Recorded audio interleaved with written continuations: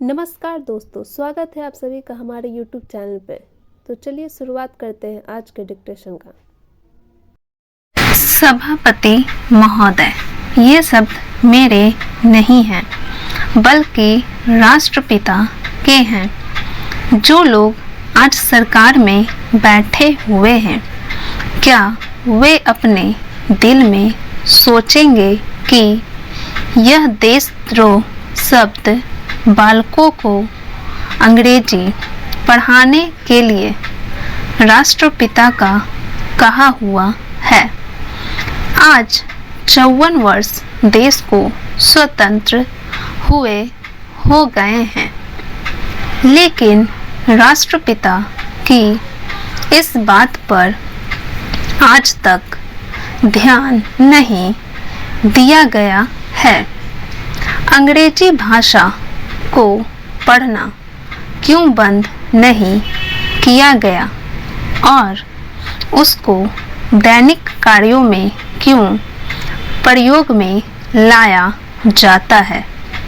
मैं इस बात को कई बार इस सदन में कह चुका हूँ और मैंने इस विधान परिषद की नियमावली में 1 वर्ष पहले एक संशोधन भी रखा था, लेकिन मेरा दुर्भाग्य है कि वह संशोधन वर्ष भर से इस सदन में प्रस्तुत नहीं हो सका।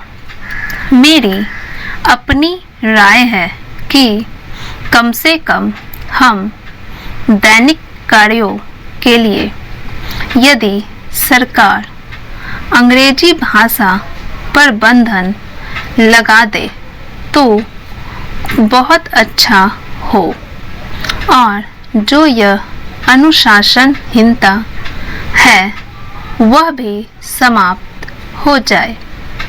सभापति महोदय, जैसा कि मेरे मित्र ने कहा, लड़कों के माता पिता अंग्रेजी का प्रयोग करते हैं और उनके शिक्षक भी उसका प्रयोग करते हैं।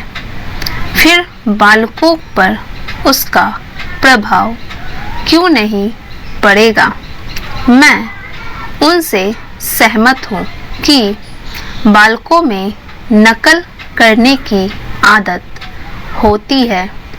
जैसा वे अपने बड़ों को देखते हैं वैसा ही वे करते हैं। अगर हम कोई बुरा काम करेंगे तो उसका प्रभाव बालकों पर अवश्य पड़ेगा। आप देखेंगे कि जिस मनोवृत्ति के माता पिता और शिक्षक होते हैं, उसी प्रकार के बालक भी होते हैं। हम दूसरों को तो परामर्श दे देते हैं, लेकिन स्वयं उस पर अनुपालन नहीं करते।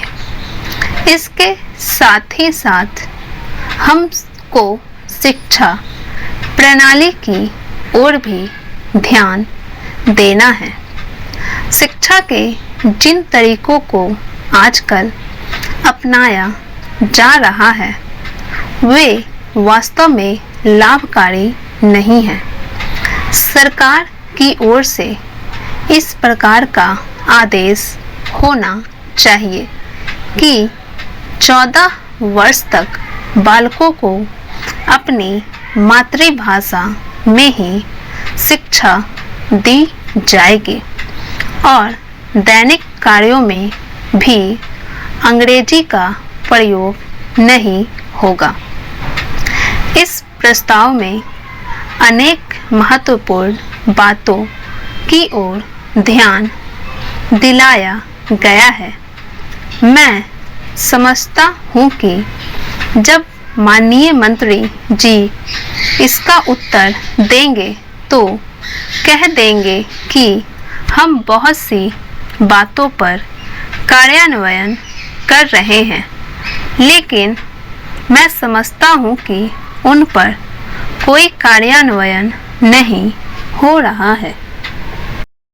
सभापति महोदय, आज हमारे देश में जो ऊपर से लेकर नीचे तक शिक्षा दी जा रही है, उसमें व्यवस्था ही एक कारण है, जिसकी वजह से शिक्षा का स्तर गिरता जा रहा है। मेरा अपना विचार है कि जो शिक्षा प्रणाली है और जिस रूप में शिक्षा दी जा रही है, वही अनुशासनहीनता का भी कारण है। अपने देश और प्रदेश में हर एक की अपनी अपनी भाषा है और वह बालक जो इस देश में पैदा हुआ है, जो अपनी मातृभाषा की गोद में पला है, उसको यदि अपनी मातृभाषा में ही शिक्षा दी जाए तो मेरा विचार है कि शिक्षा का स्तर ठीक हो सकता है। जो सबसे बड़ी भूल और कमी सरकार के द्वारा दी जाने वाली शिक्षा के संबंध में हो रही है, वह यह है कि बालक की मातृभाषा में शिक्षा न देकर उसको उस भाषा में शिक्षा देने की व्यवस्था की गई है, जो हमारे देश या प्रदेश की भाषा कभी रही ही नहीं। मेरा अभिप्राय विदेशी भाषा अंग्रेजी से है। मैं यह मानकर चलता हूँ कि जब से यह भाषा इस देश में आई है, चाहे वह किसी कारण से आई हो, इसे आप भी और इस माननीय सदन के सदस्य भी जानते हैं कि उससे बुरे परिणाम ही निकले हैं। कोई भलाई नहीं हुई है। इस देश को जो हानि हुई है, वह किसी से छिपी नहीं है। हम देख रहे हैं कि हमारे यहाँ जितना फैशन बढ़ रहा है और जितनी वेशभूषा बिगड़ रही है, वह सब अंग्रेजी भाषा के ही कारण है। जिस समय यहाँ पर अंग्रेजों का राज्य था, प्रायः यह देखने को मिलता था कि वे लोग विशेषकर के किसी न किसी तरह से सरकारी पक्ष के ही होते थे। अंग्रेजों से मिलने के लिए जाते समय अंग्रेजी वेशभूषा का ही प्रयोग करते थे, परंतु यह इस प्रदेश और उस देश का दुर्भाग्य है कि अंग्रेजों का राज्य समाप्त हो जाने के बाद भी लोग उनकी वेशभूषा को पहनते चले जा रहे हैं। इससे जो प्रभाव हमारे देश के फैशन पर पड़ा, उससे लाभ के बजाय हानि ही हुई है और हो भी रही है। मेरा ऐसा विचार है कि अंग्रेजी वेशभूषा से इस देश को बहुत हानि हुई है।